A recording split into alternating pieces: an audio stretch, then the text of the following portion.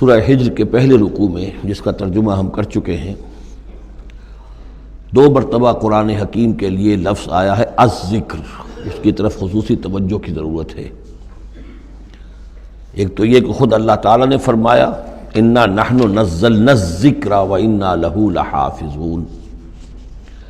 ہم نے ہی یہ ذکر، یہ قرآن نازل کیا ہے اور ہم ہی اس کے محافظ ہیں۔ اور ایک مرتبہ آیا ہے کہ جو آپ کے مخالفین تھے اور جو استہزاء کر رہے تھے، انہوں نے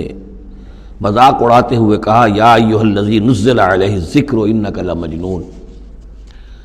اے وہ شخص کہ جس کا گمان ہے کہ اس پر الذکر نازل ہوا ہے، ہم تو سمجھتے ہیں کہ تمہارا دماغی توازن ٹھیک نہیں رہا، یا یہ کہ تم پر کسی آسیب کا سایہ آ گیا ہے۔ یہ مجنون کی وضاحت بھی سمجھ لیجئے، مجنون جن سے بھی بنا ہے۔ جن کہتے ہیں عربی زبان میں مخفی شے کو، اس لیے جنین کہلاتا ہے وہ بچہ جو ابھی رحم مادر میں ہے، جو نظر نہیں آتا، چھپا ہوا ہے، معلوم تو ہے کہ بچہ ہے، پیٹ میں ہے، لیکن یہ کہ جنین ہے وہ ابھی وہ چھپا ہوا ہے۔ اسی سے لفظ جنت بنا ہے۔ جنت جو ہے زمین کا وہ ٹکڑا ہے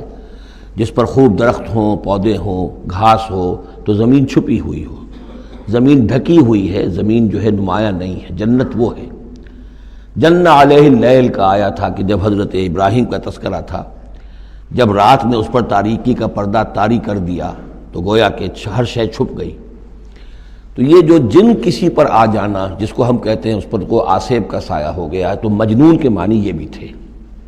اور مجنون اس کو بھی کہتے تھے کہ جس کا دماغی توازن ٹھیک نہ رہا ہو۔ اور یہ بات خاص طور پر نوٹ کرنے کی ہے کہ یہ بات اصل میں حضور کے بارے میں بالکل ابتدائی دور میں کہی گئی تھی، اور اس کے کہنے والوں میں وہ لوگ بھی تھے کہ جو معاندانہ انداز میں نہیں بلکہ ہمدردانہ انداز میں کہہ رہے تھے۔ یعنی بالکل شروع میں جب حضور نے دعویٰ کیا نبوت کا اور فرمایا کہ اس طرح میں تھا وہاں غار حرا میں، اور وہاں فرشتہ آیا ہے، جبرائیل آیا ہے، تو بہت سے لوگوں کو گمان ہوا کہ معلوم ہوتا ہے کہ کوئی بدروح، کوئی آسیب کا سایہ ہو گیا ہے انہیں۔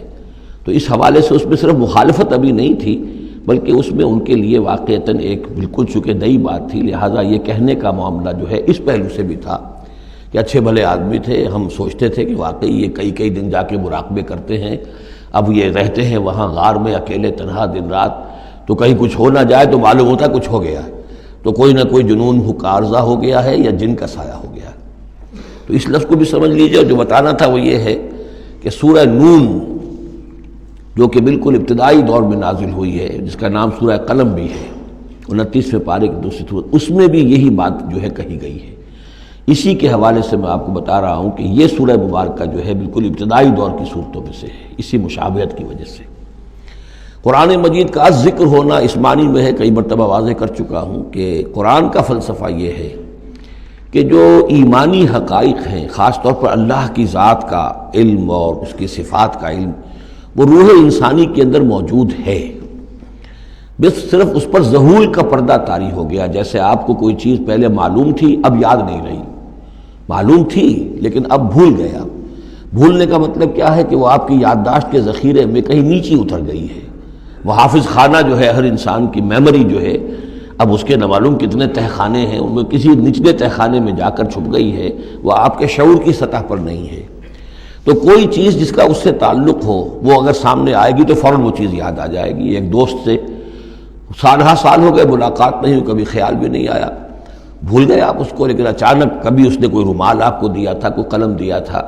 آپ نے ٹرنک میں رکھا ہوا تھا، ٹرنک کھولا، وہ قلم یا رومال دکھائی دیا، فوراً دوست یاد آ گیا۔ تو یہ قلم یا یہ رومال جو ہے یہ آیت ہے، یہ نشانی ہے، اس نشانی سے آپ کو ایک بھولی بسری بات یاد آ گئی۔ اسی طرح یہ آیات آفاقیہ، آیات انفسیہ، آیات قرآنیہ، یہ آیات ہیں، نشانیاں ہیں یاد دلانے کے لیے، تاکہ اللہ یاد آ جائے۔ حقیقت میں اللہ تعالیٰ کا علم اور اللہ کی معرفت سوئی ہوئی ڈورمنٹ پوزیشن میں، ڈورمنٹ کنڈیشن میں ہماری روح میں موجود ہے۔ تو الذکر، دی ریممبرنس یا دی ریمائنڈنگ، یہ اصل میں وہ چیزیں کہ جو